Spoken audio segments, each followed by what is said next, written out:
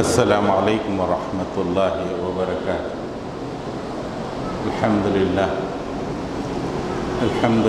نحمده ونستعینه ونستغفره ونؤمن به ونتوکل علیہ ونعوذ باللہ من شرور انفسنا ومن سیئات اعمالنا من یهد اللہ فلا مضل له ومن یضلل فلا ہادی له ونشهد أن لا إله إلا الله وحده لا شريك له ونشهد أن محمدا عبده ورسوله أرسل بالحق بشيرا ونذيرا وداعيا إلى الله بإذنه وسراجا منيرا اللهم صل على محمد وعلى آل محمد كما صليت على إبراهيم وعلى آل إبراهيم إنك حميد مجيد اللهم بارك على محمد وعلى آل محمد كما باركت على إبراهيم وعلى آل إبراهيم إنك حميد مجيد أما بعد۔ سامعین محترم، آل انڈیا مسلم پرسنل لا بورڈ پورے ہندوستانی سطح پر ایک مہم چلا رہا ہے کہ نکاح کو آسان بنایا جائے۔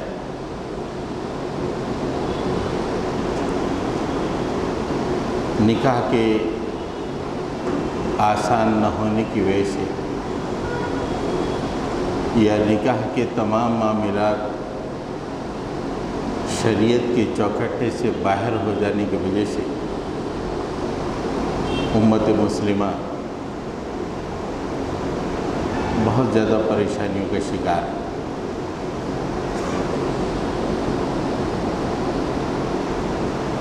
مسلم پرسنل لا میں اب تک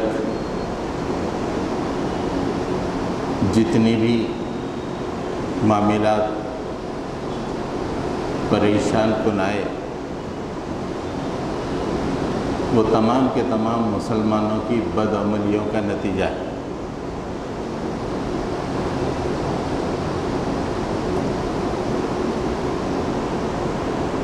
بی جے پی کی اس وقت ہندوستان میں مضبوط حکومت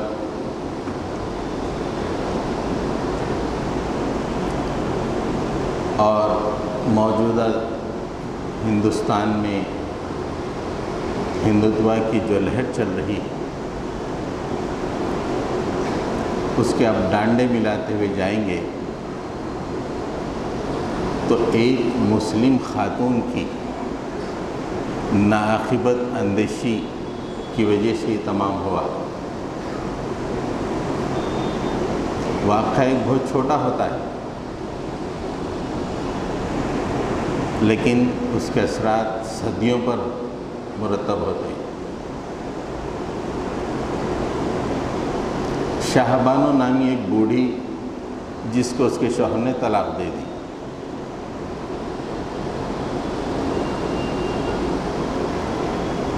شاہ بانو نے اسے انا کا مسئلہ بنایا۔ اس نے کورٹ میں مقدمہ دائر کیا۔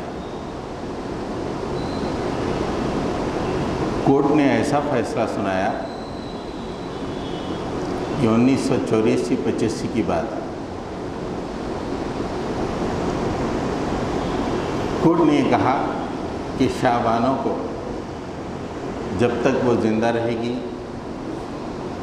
اور دوسری شادی نہیں کرے گی اس کے سابقہ شوہر کو نان نفقہ ادا کرنا چاہیے۔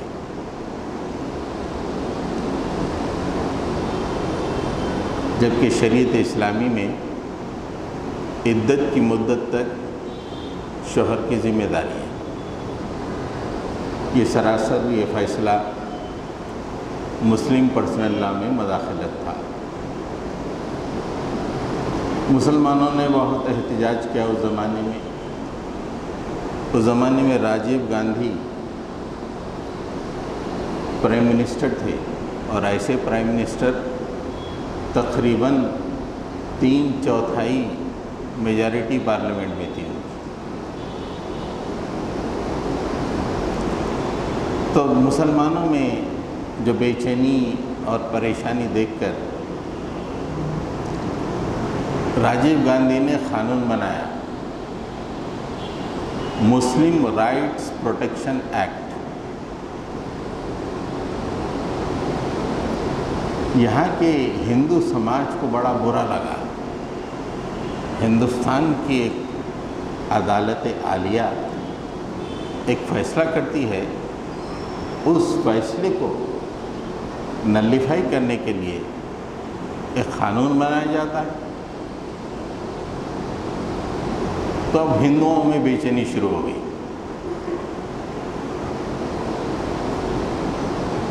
راجیو گاندھی کی انٹیلیجنس نے کہا کہ ہندوؤں میں بہت بے چینی پھیل رہی ہے۔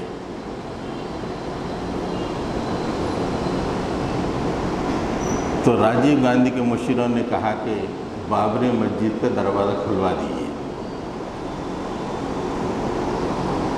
اور الیکشن قریب ہے تو اس کا شیلانیاس بھی کروا دیجیے۔ بس راجیو گاندھی نے بابری مسجد کا دروازہ کھلا دیا، نماز کے لیے نہیں، پوجا کے لیے، اور شیلانیاس اس نے کروا دیا۔ اور شیلانیاس کے وقت تقریر کرتے ہوئے کہا کہ ہم ہندوستان میں رام راج قائم کریں گے۔ جو لوگ اس وقت جوان تھے وہ اچھی طرح جانتے ہیں کہ کیا حالات۔ اب اس کے بعد ہندوستان کا دھارا ہی بدل گیا، یہاں تک کہ یہ حالات آ گئے۔ تو آپ ڈانڈے ملاتے جائیے تو ایک مسلم خاتون کی ناقبت اندیشی، وہ کورٹ نہ جاتی، کورٹ فیصلہ نہ کرتا، پھر مسلمان احتجاج نہ کرتے، قانون نہ بنتا، ہندوؤں میں بے چینی پیدا نہ ہوتی، یہ حالات نہ ہوتے۔ اتنی اہم، بہت چھوٹا واقعہ ہے، لیکن کہاں تک اس کے ڈانڈے ہیں آپ اندازہ لگائیے۔ اس لیے ہر مسلمان کے لیے اپنی شریعت پہ چلنے سے اس کا نقصان ہی کیوں نہ ہو، شریعت پہ چلنا چاہیے، ورنہ اس کی قوم، اس کا مذہب خطرے میں پڑ جائے گی۔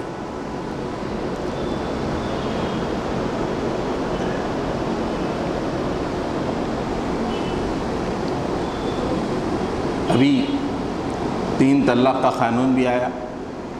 یہ تمام باتوں کے پیش نظر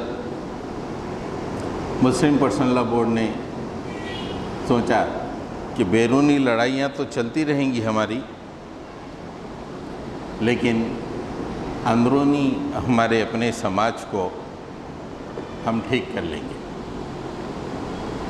تو اب سارے ہندوستان میں یہ مہم چل رہی ہے کہ پہلے اپنی شادیوں کے نظام کو درست کیا جائے۔ حضرت گرامی، شادیوں کے نظام کو درست کیسا کیا جائے، میں آج اس پہ گفتگو نہیں کروں گا۔ آج میں یہ بتاؤں گا کہ موجودہ زمانے میں ہم نے جو شادیوں کا نظام اپنے لیے طے کر لیا ہے،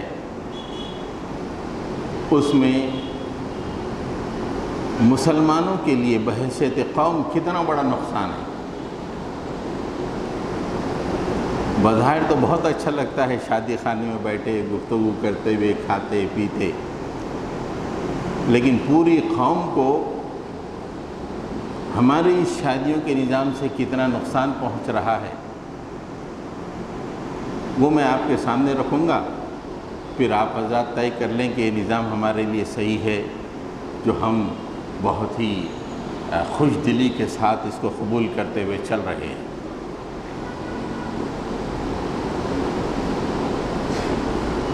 ہمارے جو موجودہ شادیوں کے نظام ہیں، میں صرف حیدرآباد کے پرسپیکٹیو میں بتا رہا ہوں۔ اس میں 4 ایسی باتیں ہیں جس سے پوری قوم نقصان اٹھا رہی ہے۔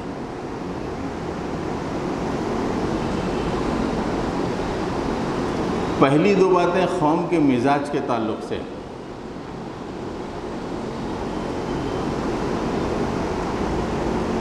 دنیا میں جو قومیں ہوتی ہیں، کچھ قومیں سیادت کے منصب پہ ہوتی ہیں، حکمرانی کے منصب پہ ہوتی ہیں، کچھ قومیں غلامی محکومی کے مقام پہ ہوتی ہیں۔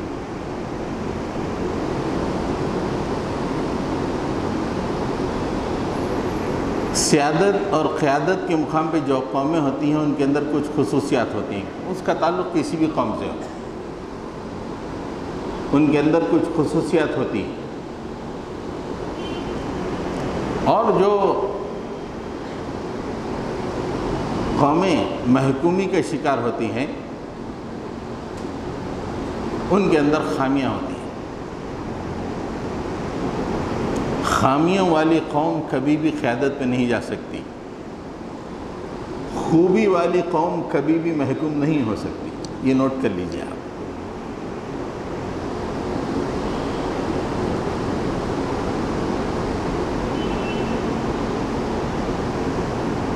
ایک خوبی جو سیادت کے مقام پہ رہنے والی قوم کے اندر ہوتی ہے، اور وہ خوبی اللہ تعالیٰ اہل ایمان میں پیدا کرنا چاہتا ہے،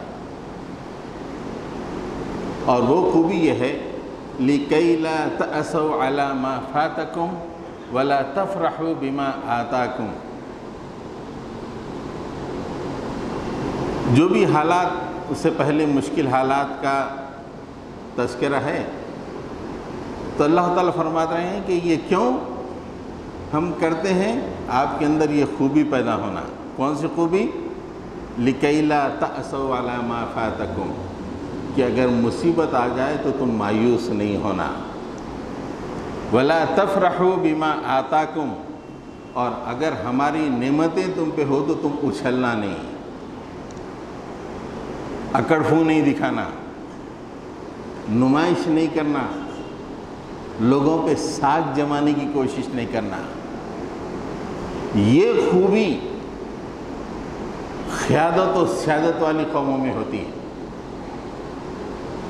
اور اللہ کے رسول پہ آیت نازل ہوئی کہ تم قیادت و سیادت پہ تم اپنی امت کو پہنچانے والے ہو، ان کے اندر یہ خوبی ہونی چاہیے، کتنی بھی مصیبت آئے وہ مایوس نہیں ہونا، جو بھی عطا ہو اس پہ اچھلنا نہیں۔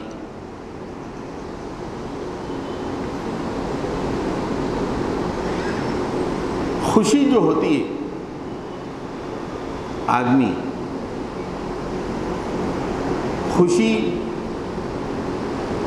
اللہ تعالیٰ کی عطا پر یا اللہ تعالیٰ کی نصرت پہ آدمی کو خوشی ہوتی ہے۔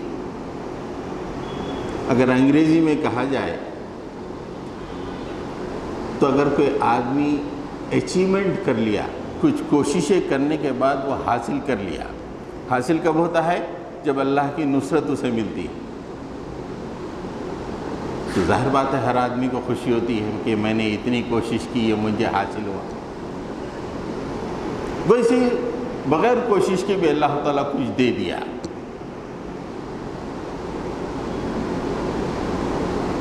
خوشی ہوتی۔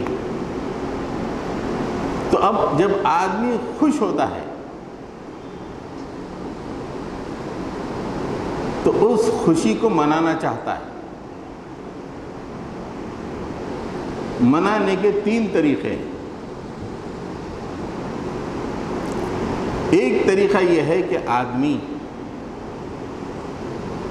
اس خوشی کی وجہ سے جس نے یہ خوشی عطا کی اس کے سامنے سجدہ ریز ہو جائے، مالک تو نے یہ خوشی مجھے عطا فرمائی ہے۔ جیسے پورے ایک مہینے کے روزے کے بعد بستی کے پورے مسلمان عیدگاہ پہنچ کر سجدہ ریز ہوتے ہیں، مالک ایک مہینے کے روزے تو نے رکھنے کی توفیق عطا فرمائی، میرے پورے گناہ تو نے دھو دیے۔ یہ ایک طریقہ ہے خوشی منانے کا۔ دوسرا طریقہ ہے کہ کچھ افراد کو اس خوشی میں شامل کر کے جائز طریقے سے خوشی کا جشن منایا جائے. جائز، کھانا بھی جائز، پینا بھی جائز، گفتگو بھی جائز. یہ عین مسنون ہے. اللہ کے نبی صلی اللہ علیہ وسلم کے ولیمے دیکھیے، آپ صلی اللہ علیہ وسلم اس خوشی کے موقع پہ اپنے کچھ لوگوں کو بلا لیتے تھے اور ان کے ساتھ تناول فرماتے تھے، اور اس محفل میں ہلکی پھلکی باتیں بھی ہو جایا کرتی تھیں. یہ دوسرا طریقہ ہے خوشی کو منانے کا. تیسرا طریقہ ہے شیطانی طریقہ خوشی کو منانے کا. آدمی خوشی کو منانے کے لیے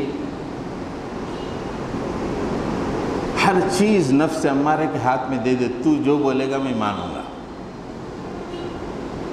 تو بولے گا 10 لاکھ کا سٹیج، یس دیکھے گا. تو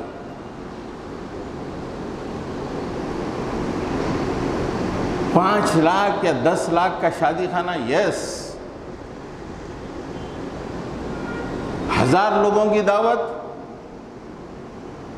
اور جس میں اتنے ڈشیں، یس. یہ نفس امارہ اس کو حکم دیتا رہتا ہے، ایسا مناؤ، ایسا مناؤ، ایسا مناؤ. یہ خوشی منانے کا تیسرا طریقہ ہے.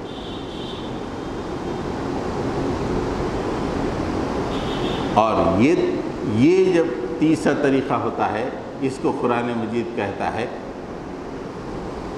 تفرح. تم جو ہے حد سے گزر رہے ہو خوشی منانے میں.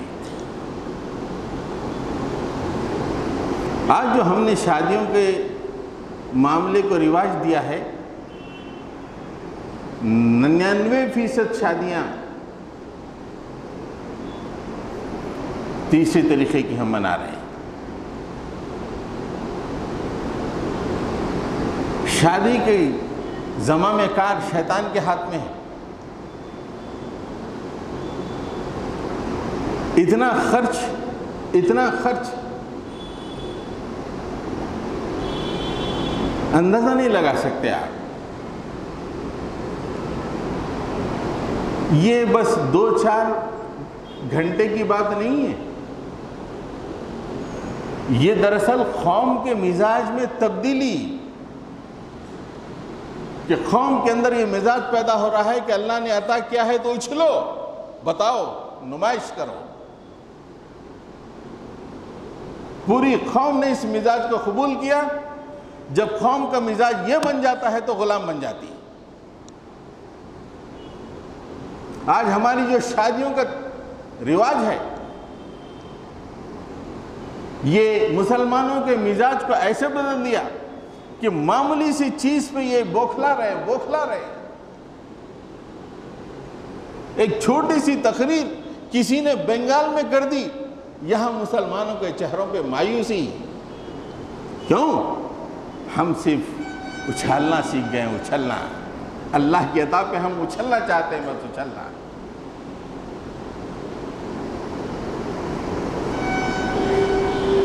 ہمارے جو شادیوں کا سسٹم ہم نے جو بنایا ہے، وہ دراصل یہ اسراف کا معاملہ نہیں ہے. یہ دراصل وہ مزاج کو فروغ دے رہا ہے جو ہم کو غلامی کے غار میں ڈھکیل رہا ہے. اور یہ سسٹم چلتا رہا گا تو اگلی نسلیں بھی غلام رہیں گی، کئی نسلوں تک غلامی رہے گی. اس لیے کہ ہو نہیں سکتا کہ ایک آدمی اللہ کی عطا پہ اچھلنے لگے اور مشکل حالات میں مایوس ہو جائے. وہ آدمی سعادت قیادت پہ پہنچ نہیں سکتا، ناممکن.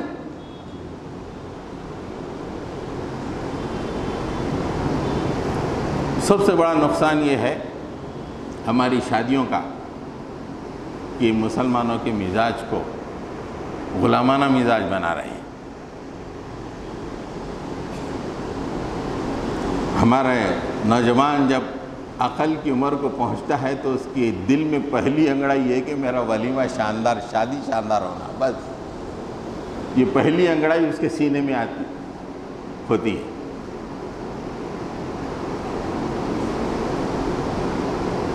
اس لیے مسلم قوم کو غلامی کی راستے سے ہٹانے کے لیے ہمارے شادیوں کو شریعت کے دائرے میں لانے کے انتہائی ضرورت ہے۔ جب تک ہماری شادیاں شریعت کے دائرے میں نہیں آئیں گی تب تک ہم غلامی میں رہیں گے، اس لیے کہ ہمارا مزاج شاہانہ بن جائے گا، مغلوبانہ بن جائے گا۔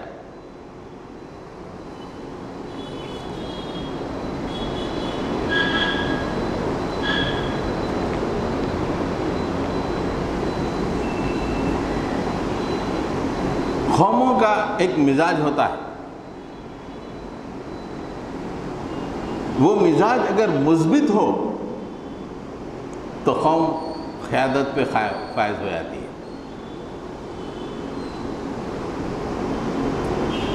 اور قوم کا مزاج منفی ہو غلام ہو جاتی ہے۔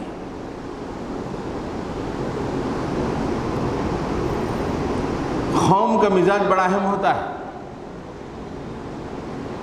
مزاج کو دیکھتے ہی سمجھ جاتا ہے کہ یہ غلام قوم کے بچے ہیں یا آقا قوم کے بچے ہیں، دیکھتے ہی سمجھ میں آتا ہے۔ ان کا ویژن، ان کا رجحان، ان کے لیل و نہار، ان کی نشست و برخاست چیخ چیخ کر کہتی ہے کہ غلام کا بیٹا ہے۔ ہاں، شادیوں میں لاکھوں خرچ کر رہے ہوں لیکن غلام کا بیٹا ہوگا۔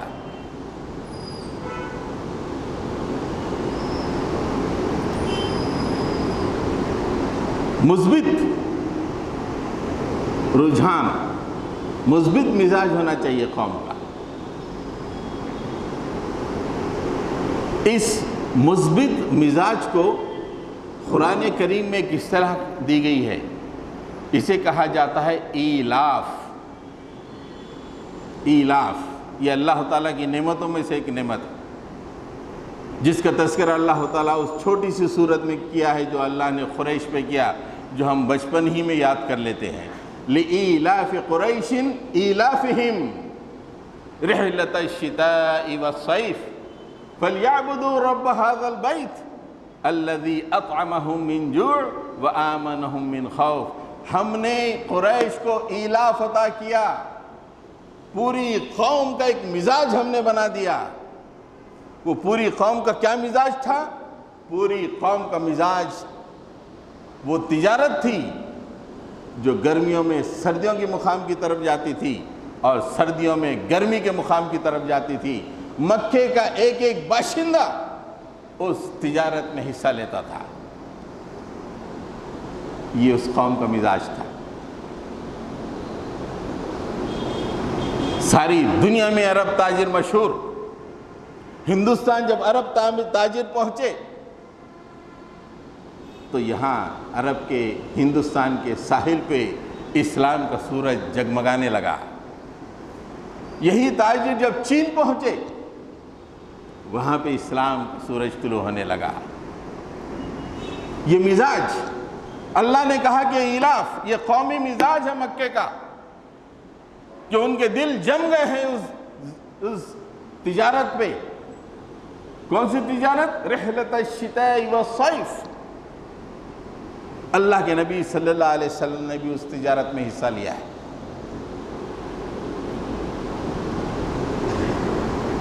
یہ مثبت رجحان تھا، مثبت مزاج تھا قوم کا، جس نے ساری دنیا میں عرب تجارت کی ساکھ بٹھا دی۔ آج ہندوستان میں یا حیدرآباد میں مسلمانوں کا جو رجحان ہے، شادیاں، اچھی شادیاں، بہتر شادیاں، منفی رجحان، ایسا منفی رجحان کہ قیادت و سیادت والے اسے مشغول رکھتے ہیں، چلو رہنے دو، اس میں مشغول رہنے دو۔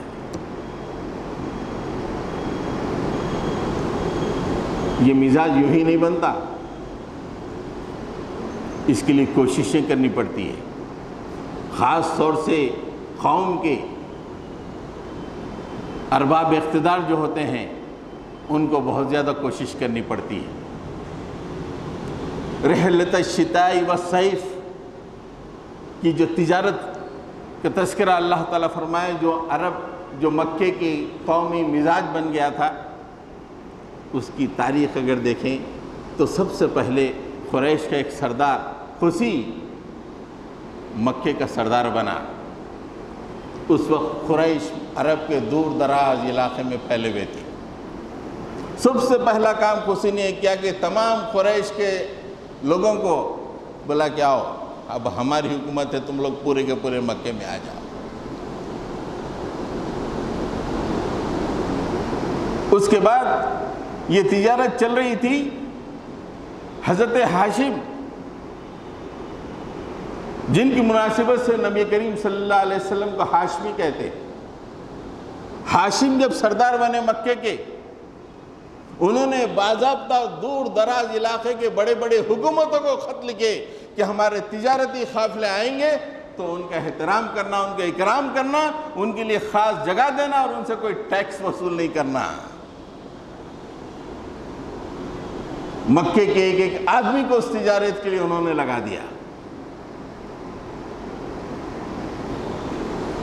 مزاج کو بدلنے کے لیے قوم کے ارباب کا بڑا خاص رول ہوتا ہے۔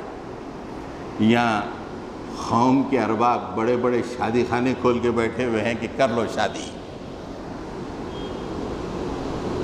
مسلمانوں کے جتنے مالدار ہیں ایک ایسے شادی خانوں کی چین کھول دیے ہیں جس میں ایک معمولی شادی 5 لاکھ سے کم نہیں ہوتی ایک دن میں۔ یہ مزاج مسلمانوں کے ارباب پیدا کر رہے ہیں، غلامانہ مزاج، منفی مزاج۔ قوم کے جو بڑے ہیں ان کو چاہیے کہ ان کے لیے تعلیم کو فروغ دینا چاہیے، مسلمانوں کے اندر ان کو ترقی دے جانی چاہیے۔ نہیں، یہ لوگ پورے مسلمانوں کو شادیوں میں مشغول کر رہے ہیں۔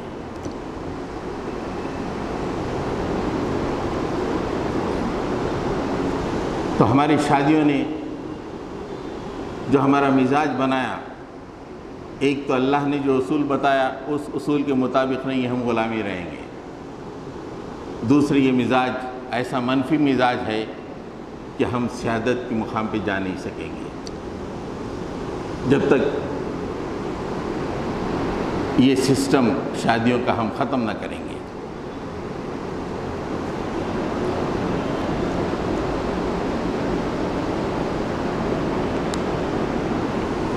حضرت گرامی، دوسرا اہم پہلو ہے معیشت۔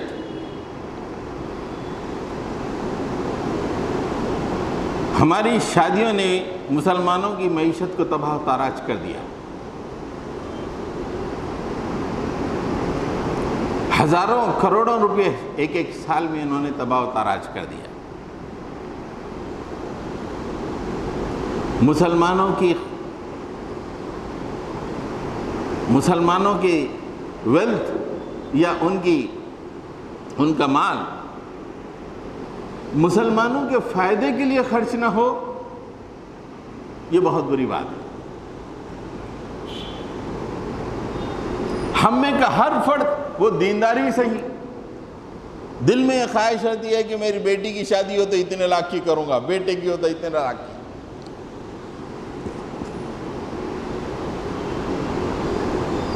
معیشت بڑی اہم ہوتی ہے۔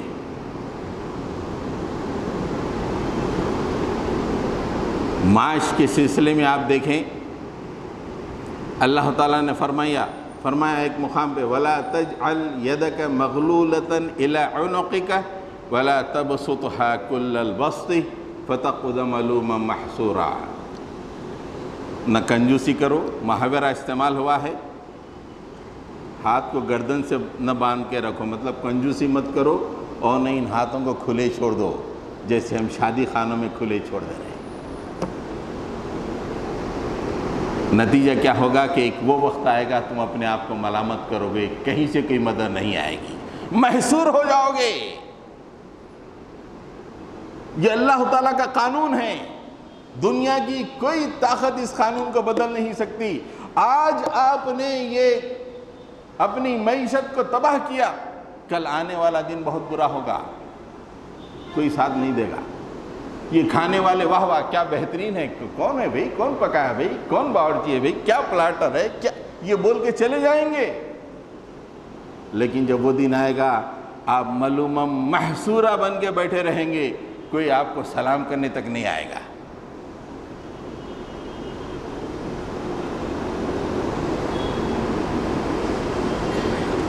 کیا ہم ہمارے ان این آر آئیز بھائی کو بھول گئے جو انتہائی خوشحالی کے زمانے میں ایک سے ایک سٹینڈرڈ دعوتوں کا طے کر رہے تھے، اور ہم لوگ بڑی تعریفیں کر رہے تھے کہ واہ کیا کھلائے؟ اب تھک ہار کے نوکری جانے کے بعد جب وہ ہندوستان آ رہے ہیں، گم سم الگ تھلگ زندگی گزار رہے ہیں۔ ہزاروں واقعات ایسے ہیں۔ جتنے لوگ اس زمانے میں کھانا کھائے تھے، کوئی ان کا سپورٹ کر رہا ہے آج؟ کیا بہتر بات کہی اللہ تعالیٰ نے، فَتَقْعُدَ مَلُومًا مَحْصُورًا۔ دیکھ تو اپنی معیشت کو کھوئے گا تو وہ دن آئے گا کہ تو ملامت کرتا ہوا محصور ہو جائے گا، کہیں سے مدد نہیں آئے گی۔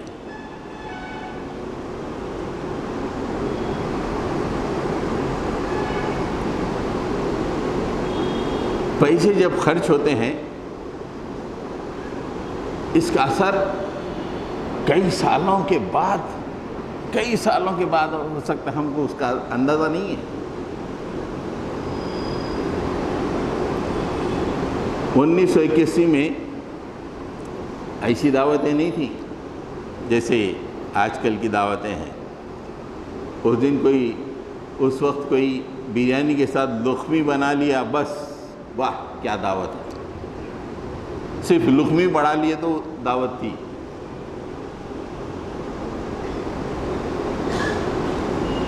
ایک صاحب اس وقت 10,000 روپے لگا کے اپنا ولیمہ کرے لقمی کے ساتھ، واہ واہ کیا مزیدار لقمی، سب لوگ کھائے، چلے گئے۔ 10,000 روپے اس زمانے میں 10,000 روپے میں ہو جاتا تھا، 81۔ ایک دوسرے صاحب تھے، ان کے پاس بھی 10,000 روپے تھے۔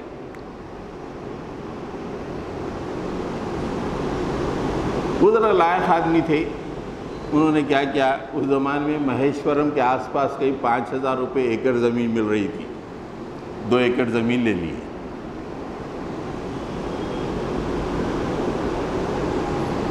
10,000 میں 81 میں 10,000 میں انہوں نے لقمی کھلائی بریانی کے ساتھ۔ انہوں نے مہیشورم میں 2 ایکڑ زمین 5,000 میں تھی، جب 2010 کی بات بتا رہا ہوں، وہ 2 ایکڑ 20 کروڑ کے قریب 10 کروڑ کے قریب مالیت کے ہو گئے تھے 2010 میں۔ یہ ہوتا ہے 81 کے 10,000 کوئی اہمیت نہیں ہوتے، لیکن 2010 میں ادھر مالا مال بچے، ادھر بچے دبئی کی خاک چھان رہے ہیں۔ آج کی ہماری شادیاں بھی ایسے ہی نقشہ پیش کریں گی، ایک 20-25 سال کے بعد۔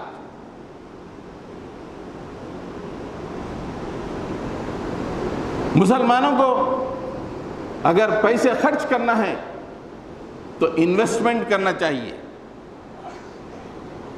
4 انویسٹمنٹ ہیں اور 1 خرچہ جائز خرچہ۔ گھر چلانے کے لیے جو ضروری خرچہ ہے بس وہ خرچہ، وہ 1 خرچ، اس کے ساتھ 4 انویسٹمنٹ کرنا ہے۔ اپنے پیسوں کو اس میں خرچ کرو، یہ پلاٹروں میں نہیں، یہ بریانیوں میں نہیں، یہ شادی خانوں میں نہیں، اپنی ساکھ جمانی کے لیے نہیں، محصور ہو جاؤ گے، معلوم ہو جاؤ گے۔ آج جو بھی پیسہ ہے آپ کے پاس، انویسٹمنٹ کرو 4 معاملوں میں۔ سب سے پہلا، آپ اپنے بچوں پہ انویسٹ کیجئے، انہیں بہترین تعلیم سے آراستہ کیجئے، عمدہ سے عمدہ تعلیم دیجئے۔ سب سے بہترین انویسٹمنٹ بچوں کی تعلیم پہ جو ہوتا ہے وہ انویسٹمنٹ ہوتا ہے۔ وہ اس فرد کا انویسٹمنٹ نہیں بلکہ پوری قوم کا انویسٹمنٹ ہوتا ہے۔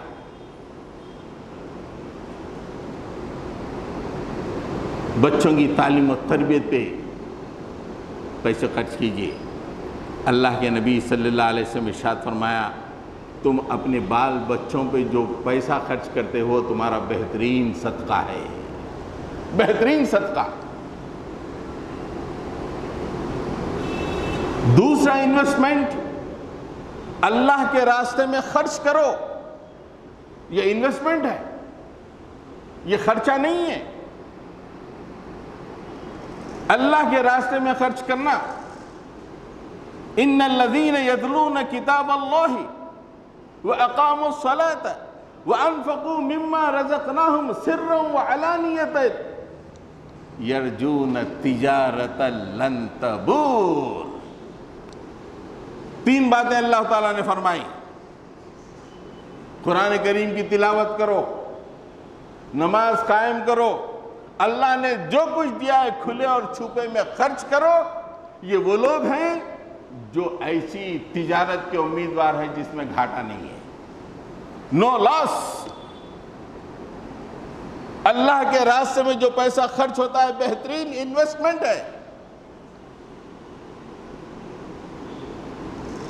من ذا الذی یقرض اللہ قرضا حسنا فیضاعفہ لہ وَلَهُ أَجْرٌ کریم۔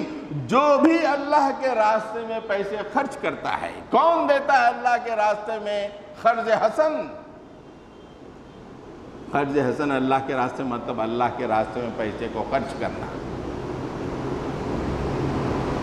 اللہ تعالیٰ فرما رہے ہیں یہ شادی خانے میں دیے ہوئے پیسے نہیں ہیں، آپ نے ہمارے راستے میں خرچ کیا ہے، فَيُضَاعِفَهُ لَهُ، ہم اس کے لیے اس کو بڑھا دیں گے، بڑھا دیں گے۔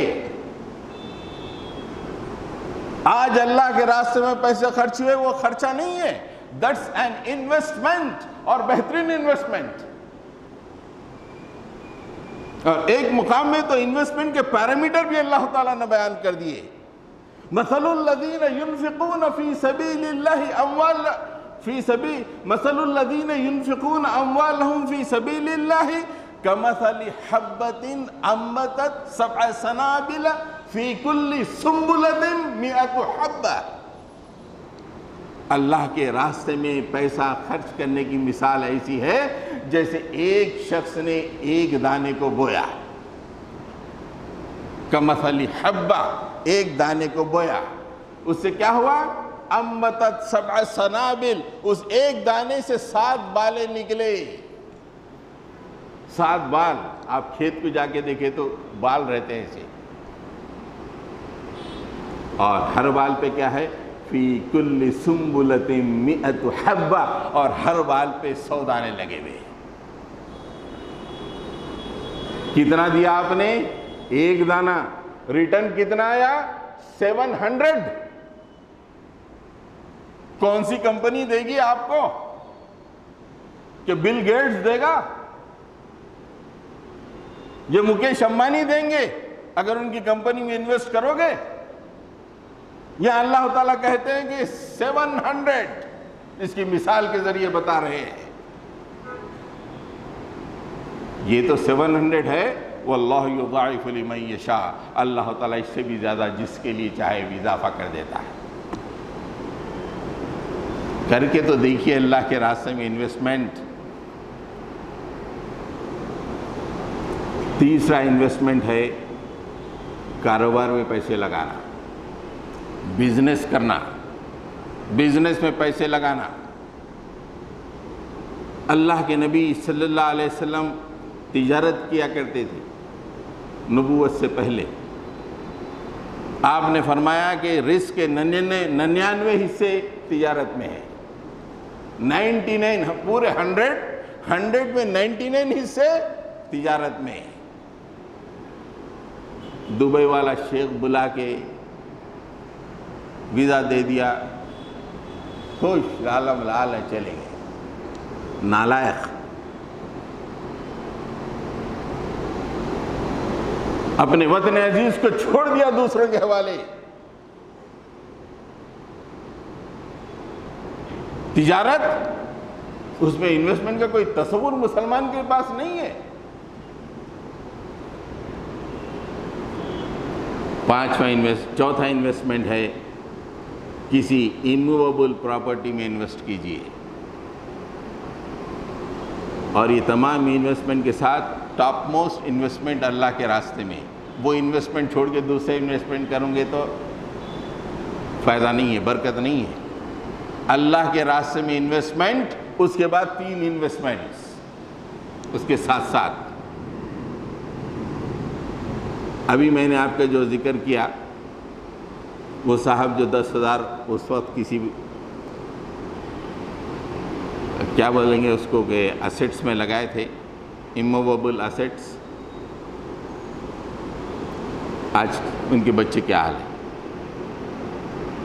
اللہ کے نبی صلی اللہ علیہ وسلم نے فرمایا کہ لوگوں اپنے بچوں کو کنگال مت چھوڑو،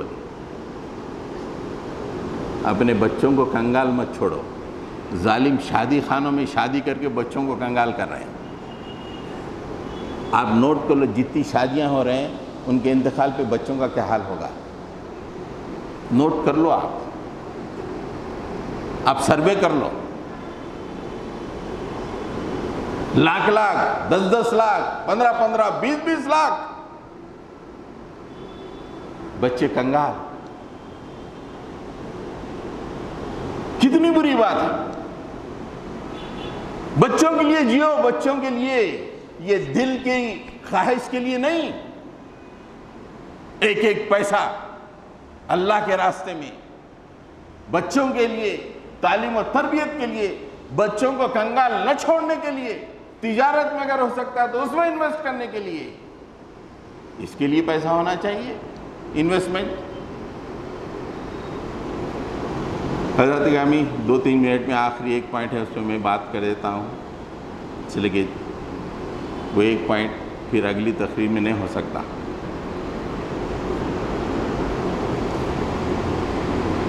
جو قوم وقت کی اہمیت جانتی ہے وہ قیادت کرتی ہے. وقت کی اہمیت جو جانتی ہے وہی ساری دنیا میں حکمران رہتی ہے. دراصل وقت جو ہوتا ہے یہ قوم کا سرمایہ ہوتا ہے، پیسے نہیں. وقت ہے، کسی بھی قوم کا سرمایہ وقت ہوتا ہے. آج امریکہ جو ساری دنیا پہ حکمرانی کر رہا ہے، اس کی گھڑیاں جا کے دیکھیے، سیکنڈ کے بعد مائکرو سیکنڈز میں بھی گھڑیاں ہوتی ہیں. مائکرو سیکنڈز میں جو لوگ تاجر ہیں، جو لوگ گورنمنٹ کے پورٹلز استعمال کرتے ہیں، جی ایس ٹی یا سینٹرل ایکسائز کے، جب پیمنٹ کرتے ہیں تو گھنٹہ، منٹ، سیکنڈ، مائکرو سیکنڈ تک بات آ جاتی ہے کہ پیمنٹ کس مائکرو سیکنڈ میں ہوا وہ نوٹ ہوتا ہے. یہ قیادت کرنے والی ہیں.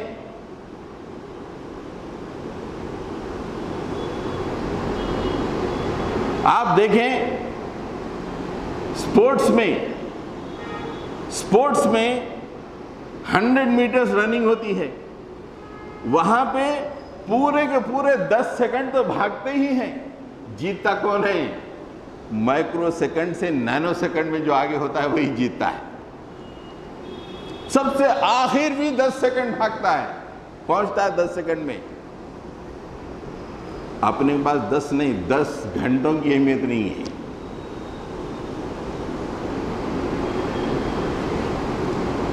آج ایک شادی میں آپ جائیے،